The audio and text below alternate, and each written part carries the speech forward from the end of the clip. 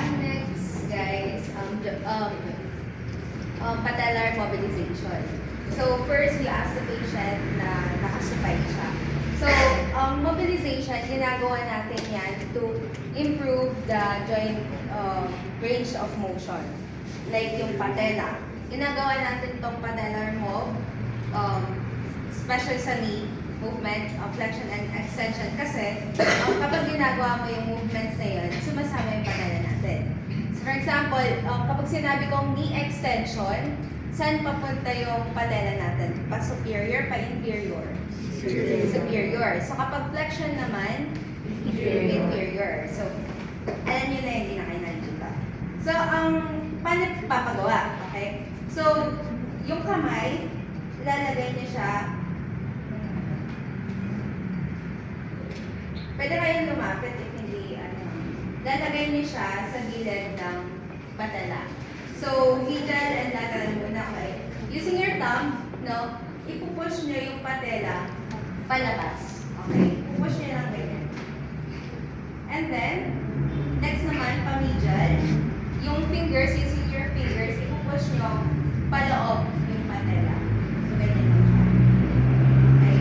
Next, if your glide is a glide, pwede nyo gamitin yung gitna ng thumb and index finger, no? I-tap nyo sa taas ng patella and then apply downward force. Okay? Ganyan siya. So, minsan, ginagamit nila yung fingers nila. So, ginagawa nila, ganito naman yung paghawak. Inferior and then superior. So, kapag lumabas sa case nyo, ang sabi, ang goal is to enhance knee extension. Paano nyo gagawin? Paano yung direction ng glide nyo? Superior kasi knee extension. Kapag flexion naman, inferior. Okay? Next, minsan kapag may mga order na bawal nyong igalaw yung knee. Bawal kayo magpa-flex, bawal kayo magpa-extend. Limited. Bawal siya. So, ang pwede nyong gawin, pwede kayo magpa-quad setting. So, quad setting, isometric exercise siya para sa quad. So, paano siya gagawin? Maglalagay kayo ng bolster, or kapag hindi naman siya available, pwede nyo gawin yung towel. So, ilalol nyo lang to form a cylindrical double. Ganun. And then, next na gagawin, you instruct the patient na diinan yung bolster pababa. Okay? So, sir, pwede pa careful. Ayan. Ganyan dapat yung magiging itsura niya. Okay? Then, i-hold niya for 7 seconds and rest. Okay? Since mag-hold, i-hold ng patient, kailangan, it is very crucial. Importante na dapat magkakakat yung patient para maiwasan yung valsalva. Very good. So, ayun. So, kapag dito, kapag ang target niya is yung quads, ilalagay niya sa likod ng knee. Pero kapag ang target niya naman is yung hamstring, dito niya siya ilalagay. So, same lang din, ipitin yung bolster or towel and then i-hold niya for 7 seconds. Gagawin niya yan 10. Ay, okay. Next, yung terminal knee extension. Pwede nyo gamitin to, bolster, towel, pwede din to. Okay? So, ang gagawin lang ng patient, ipapa-extend niyo lang yung paa. Okay? Ganyan lang siya. Taas. Terminal knee extension.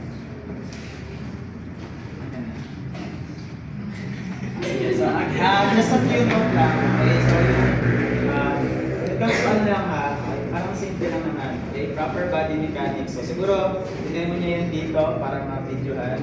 Okay, pero again, for proper body mechanics, ano yung rule? Kung anong extremity or side of extremity ang tinitreat, dapat nandun din ang EP. Okay, so hindi ka pwedeng nasa right yung tinitreat mong extremity kasi ikaw ay nasa left.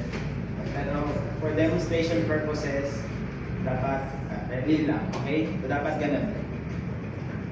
Ayun, so may question ba kayo so far? Wala. Okay, so add pa ako ng isang open kinematic chain exercise. Kasi isa rin ito sa mga most commonly type of exercise na na-encounter ko o ginagawa sa interview. Okay? Sa mga patient natin na merong meniscal injury okay, or ACL tear, isa sa mga pinakamahirap na nagagawa nila or isa sa mga problem na common sa kanila is yung pagkakaroon ng knee flexion limitation or LOM towards knee flexion. Ay, kasi nga feeling nila pagka tinupi nila yung tuhod nila, lalong lalala yung injury. Okay, so we have to sensitize yung ganong feeling okay, for them. So isa sa mga common exercise na pinapagawa is yung wall slides. Actually, pwede naman siyang ipagawa ng nakasupine yung patient. Nang nakageta sila supine. Ano ba ang heel slide kapag ka nakasupine, wall slide kapag ka nakaharap ka sa wall. Okay? Ang problema lang kasi sa ganitong klase ng heel slide, okay, dahil nga merong presence of pain, possible na nagko-compensate yung trunk okay, ng patient. In real life, tatabingin talaga yung trunk nila. Okay, kasi hindi properly naka-stabilize okay, yung trunk or body nila. Kaya pinapagawa namin yung wall slides. Okay, so paano yun? Pa-clear naman.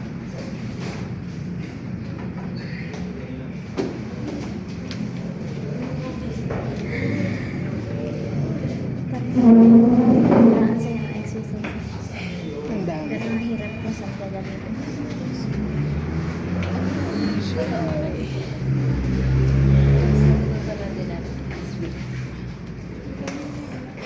Okay, so una, pag wall slides, kailangan meron kang ball. Okay, kasi doon naharap yung patient.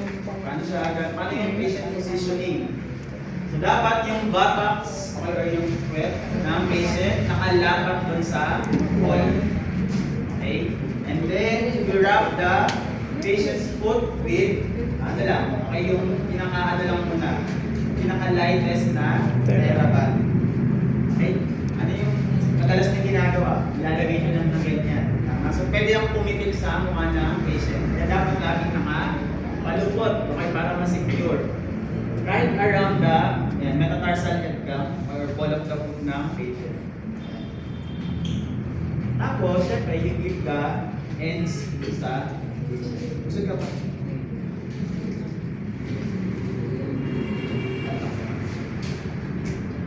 Okay, tapos, siya na yung maghihila, okay na, knee. Sige, slide. One. Angat. So, may resistance kaya nagkakaroon ng activation ng both hamstring and the knee. Okay? So, initially again, pwede tayo magbigay ng by repetitions. If we want to progress further, pwede na yung merong holds.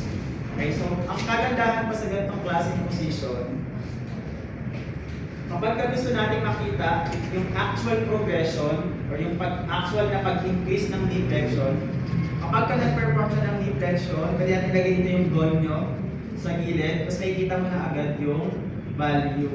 Okay, nakikita mo na agad kung ano yung in-improve dun sa kanyang knee flexion. Kasi yun yung common na nagiging problem sa kanila. Okay, nagkakaroon ng limitation o okay? Okay na? So yeah, may question ba? May question? Wala. Okay, so ngayon we move on to cigarette transfer techniques.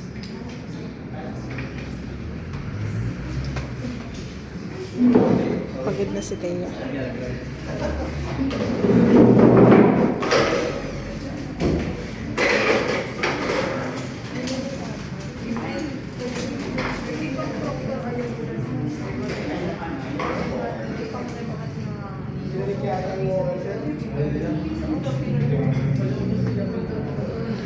Okay, so ngayon, yung transfer techniques na didemo natin sa inyo, this is going to be applicable especially for individuals na post-op. Okay? Merong total hip replacement, total knee replacement. Okay, so initially kasi at the maximum protection phase, hindi nila alam kung paano mag-transition from bed to wheelchair and vice versa, wheelchair to bed. Okay, so yun yung i-demo natin sa inyo.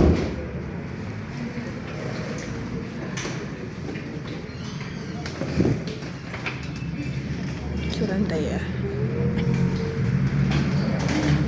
Okay, so sige. Let's assume na ang case natin is a total hip replacement. Okay? Tapos, nasa left side na ako, yung left side na lang yung i-treat natin. Okay?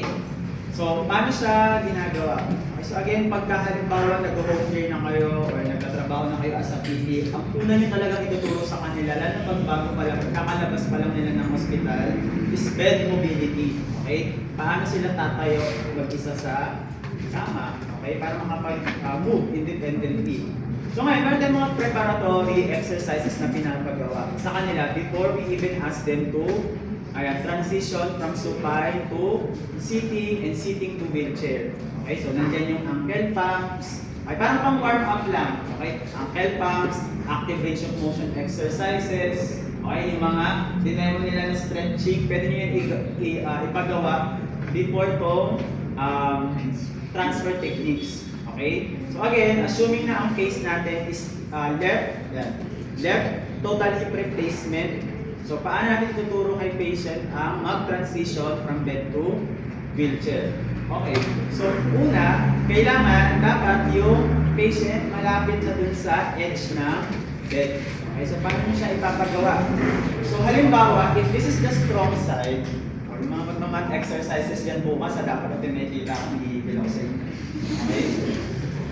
Yung strong side, naka-flex na. Tapos, yung bilateral hands naka-extended. Kasi ang gagawin niya, mag-pelvic bridge, angat yung bed. Okay? Angat mo na. Yan. And then, move towards dun sa affected side. Yan. Yan baba. Siyempre, uusog niya ngayon yung katawan niya. Okay? Tapos, if gusto niyang igalaw, yung paa, kasi di ba bawal natin ito masyadong igalaw, yung foot on the unaffected side, i-scoop under the ankle of the affected leg. Okay, so sige, para, ayan yung leg mover na tinatawag. Tapos, ganun ulit. Ayan. So, ganyan. So, ngayon, malapit na siya sa bed. Okay, malapit na siya sa edge ng bed. Ano yung susunod nating i-instruct? Yan. Again, i-scoop yung ankle, okay, or yung foot ng affected leg at dahan-dahan ibababa doon sa edge ng bed. Okay, halimbawa, ganyan. Bakit hindi pwede na, halimbawa, nakaganyan na siya. Bakit hindi pwede na tatayo mo na siya ng low sitting? Sa kanya ngayon i-scoop outward yung paa. Bakit hindi pwede? Ano ba?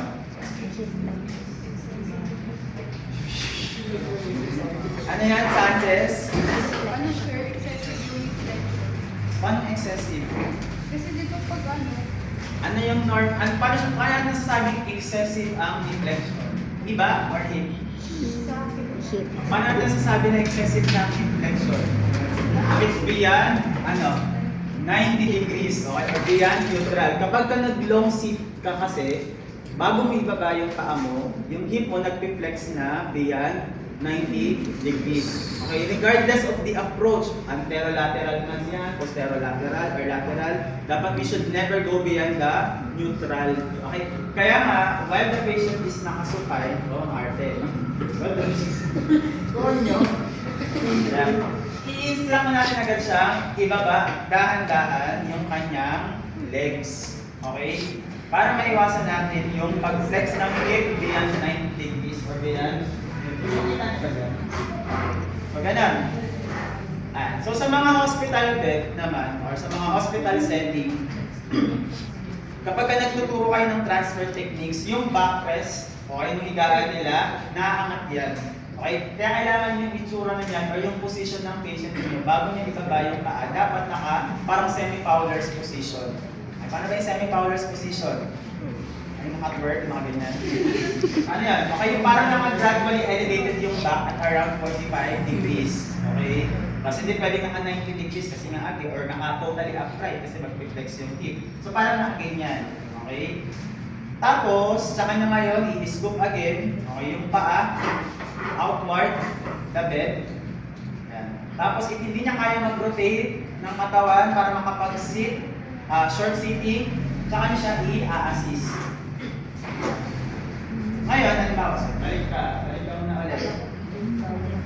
Ayan. So, minsan, yung mga patient din, ayaw nila na sila yung nag-effort. practice nila. No? Gusto nila, ikaw lahat gagawa.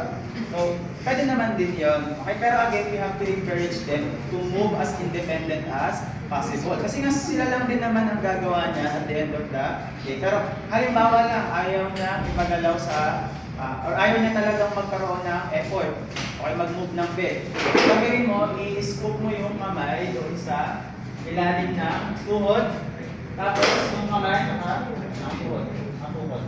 Yan. Tapos magbibilang ka at the count of 3, babangon tayo sir, iikot kayo. Kaya ba? So yun, yan. Okay, ganyan. Tapos mag-rotate. So baliktaran, siya mag-rotate towards ng right. Ako na papunta sa left. Sige, 1, 2, 3. Kayo dahil kayong may control sa lower extremity, dapat hindi nyo siya iaangat din. I-reflex yan, neutral. Okay? So, ganun siya. Okay, ngayon, balik tayo ulit dun sa independent kasi tamad din tayo PTI ng patient. So, paano ulit yung gagawin? So, make sure na nasa edge ng bed. Tapos,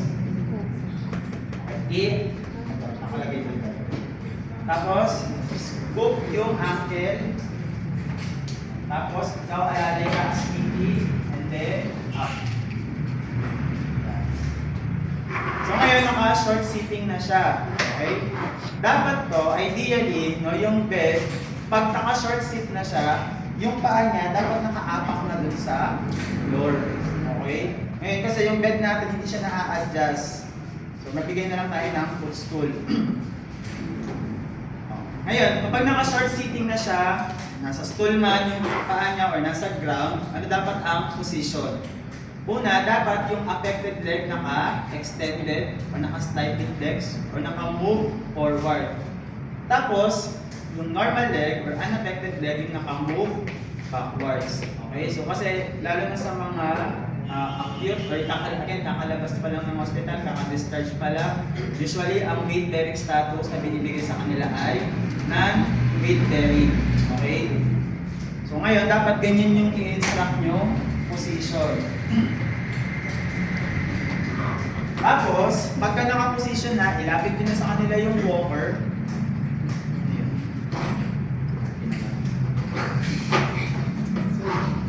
Ilapit nyo na sa kanila yung walker, pero before you can even ask them na humawak sa walker, ano dapat ang unang gagawin? Dapat makatayo na muna siya sa bed. Okay, bakit hindi pwede na habang nakaupo pa lang siya, kahawak na siya dun sa walker? Bakit hindi pwede yun? Matutumba. Okay, matutumba yung patient. So, kaya kailangan muna dapat ma-establish natin na malakas yung upper extremity. Kasi siya ay mag-push up. Okay, mag-push upward para makatayo. Okay, sige. 1. Wait lang. Okay, nalimutan ako. Wala na, naka-extend na ako. Ngayon, pag naka-short sit na siya, tsaka niya ikakabit ang guardrail. Okay? Very critical tayo when it comes to guardrail. Kasi nag-treat ka ng patient na acute ang condition. So, pag naka-short sit na siya, tsaka may ikabit yung guardrail. Okay, assuming na lang na napaka-galing mo kanina pa nakabit to. Ayan. Okay, pag magta-transition kayo from one position to another, you always give cue, okay, doon sa patient. Hindi yung, bahala ka na sir, tayo ka lang, kailan mo gusto. Okay, hindi pwedeng ganon. Magbilang kayo, sir, at the count of 3, tatayo tayo. Pwede ka na, sir? Okay, 1. Pwede kayong apply ng momentum, okay, by asking the patient na mag-sway ng trunk forward and backward. Makakatulong yan, yung momentum na yun makakatulong sa transition ng position from one position to another. Okay? Sige. Again sir, at the count of 3, tatayo tayo. Ready? Okay, 1, 2, and 3. Okay, so ngayon, nakatayo na siya. Ano yung susunod yung gagawin? Tsaka kayo magpapahawak dun sa walker. Okay? May para siya pababa. Okay, mag-hop na lang siya. No? Mag-hop siya dun sa normal leg. Okay? Again, provided na yung weight bearing status natin is non-weight bearing. Okay, but if it's partial weight bearing, okay, diba? Pag partial weight bearing, ibig sabihin parang kahit 50% of your weight bearing, pwede mong ibigay dun sa affected leg. Pag halimbawa masyadong mataas at nakaposto, sige, akit ka ulit. Pag masyado again mataas, tapos halimbawa, partial weight bearing. Pwede nyo nang unahin yung affected leg. Pero paano dapat ang position? Naka-heel rise. Okay? Dapat yung sako niya hindi tatapak sa floor. Okay? Kasi the moment na tumapak na yung sako niya o yung heel niya sa floor, magkakaroon na yun ng full weight bearing. Okay? So, ganun siya. So, pwede yung sa tawag sa Tagalog. Okay. Ito kasi yung 4 foot, no? Sa bahay namin. Wow!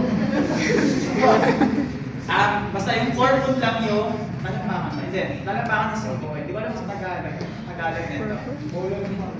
Hindi. Bolo. Hindi. Sako is the Sako yung heel. likod. Oo, nga rin. Sako yung heel. Hindi. Talampakan yung buong sole ng paa. Okay? Hindi nga natin pwede sabihin na, sir, baba ka, Sir, yung toe ko lang. talampakan. Yung toe. Basta sabihin mo na lang huwag mong itatapak yung sakong doon sa ground. Okay, so syempre, pagka Tiptoe Pilipino tayo, kausap sir. mo, ganun yung instruction. Sa bahay kasi namin naiintindihan namin yung 4 foot. Medical Oh, ganun ha. So, ganun siya. Oh, pero again, balik tayo dun sa original case natin na non-weight bearing. So, tatalon. Ayan. Oh, after niya, nasa sahig na siya. Tama? Nasa sahig na siya. Ano ba yung isang pinaka-critical? Okay, dito. Pagdating sa, halimbawa, hip replacement. Yung pag-ikot, okay, or yung pag-pivot. Okay, ngayon yung pag-ikot or pag-pivot will mostly depend on the type of the surgical approach used to the patient. Okay, di ba remember meron tayong tatlo? Anong nga ulit daw yun? Posterolateral. Posterolateral, Lateral. direct lateral, at saka anterolateral. Okay, ngayon, if the patient, okay, halimbawa, ang surgical approach na ginamit sa kanya, posterolateral, okay, saan siya iikot? Sound side or bad side? Bad side. Sabi mo na lecture mo na to. Saan? Sound. Pag posterolateral, we always ask the patient to rotate or to pivot on the sound side. Okay, sa sound side. So kung ang affected sa atin ay left, saan dapat ang ikot? Sa right. Okay, so sige, ikot ka towards the right. Pero if it's anterolateral, it's always towards the involved side. Okay, hindi naman sa bad side. Okay, yung ikot. Siyempre, ko na irarasyo kung bakit. So, balikan nyo na lang yun sa lecture nyo. So, yan. Okay, ngayon halimbawa, iikot tayo kasi nga, ita-transfer na natin yung patient from the standing position dun sa wheelchair. Okay? So, halimbawa naman yung wheelchair natin. So, ikot ka, lapit ka dito. So, dito. Ikot ka. Okay, so bago nyo paupuin yung patient, ano yung dapat nyo secure? Nakalak. Yung sarili. Yung future nyo. Nakalak yung Ano yan? Dapat yung wheelchair nakalock. Okay, kasi pag diyan nakalak at bigla siyang umupo, bumagsak, dumulas, nabagok yung ulo, namatay yung patient. Yan. Okay,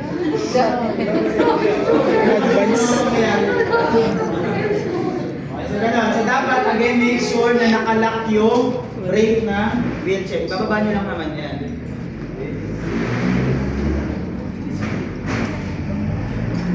Tapos, ask the patient to slowly. Okay, dahan-dahan lang ha, dahan-dahan lang yung pag-upo. Dapat, sir, gusto ko yung walang tunog. Okay, para alam natin na dahan-dahan lang yung gagawin niyang pag-upo. So, upo ka, sir, hawak ka sa wheelchair. Gusto ko yung walang tunog.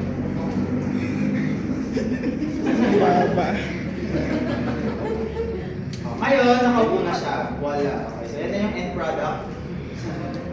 Okay, so yan na. Nakapag-transition na tayo from supine to wheelchair. Okay, ngayon, paano naman natin siya pababalikin from wheelchair to bed? Ano natin gagawin yun?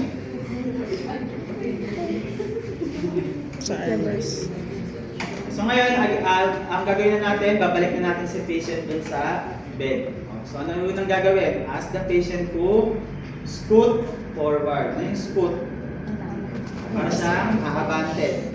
O, parang sa ako, pagka sa patient ko sa Tagalog, sasabi ko, kembot po kayo paharap. Kembot. Or abante kayo paharap. Gising na. Malamig lang po.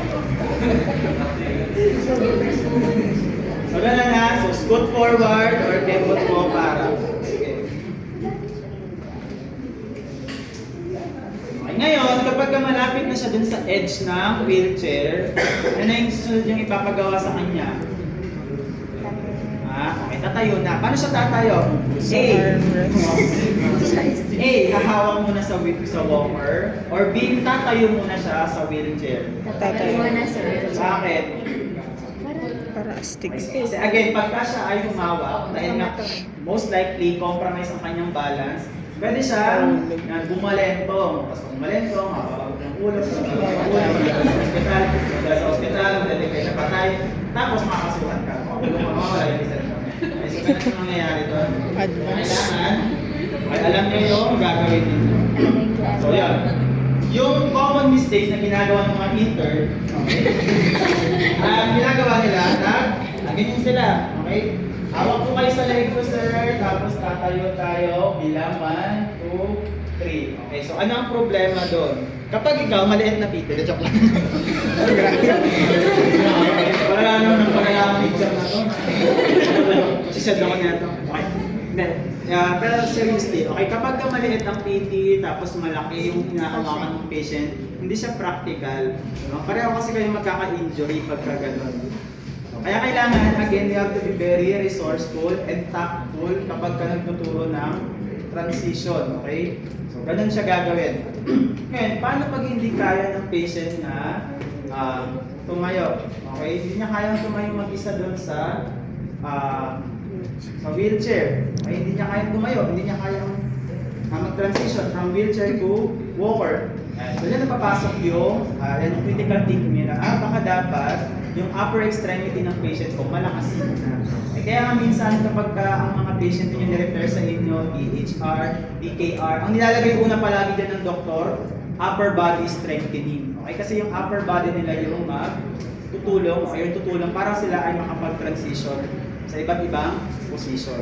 Okay? Pero if ever man na hindi pa rin talaga kaya ng patient, so that's the only time na hahawak siya dun sa walker, tapos kayo yung magbibigay ng stabilization sa walker and saka siya tatago. Pero again, hindi yun siya practical na ituro. Okay? So ngayon, balik tayo dun sa position. So, dapat mag-scoot forward. And again, paano yung position dapat ng lower extremity? Yung affected leg, yung naka-advance forward. And then yung unaffected leg, yung naka-backward. Okay? And then again, magka-count tayo sir ng 3. At the count of 3, tatayo tayo ng sabay. Ready? 1, 2, and 3. Okay, and then pagtayo, tsaka niya aabutin yung walker. So ngayon, yung pag-pivot ulit, depende dun sa surgical approach na ginamit sa patient. Sige, ikot tayo, talikod ka dun sa bed.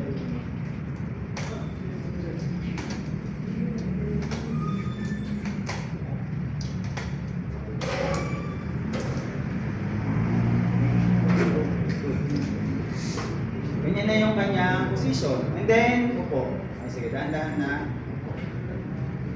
Okay, so ngayon, bago pa sa humiga, syempre, tanggalin niyo na yung guard bell. Okay, tanggalin niyo na yung guard.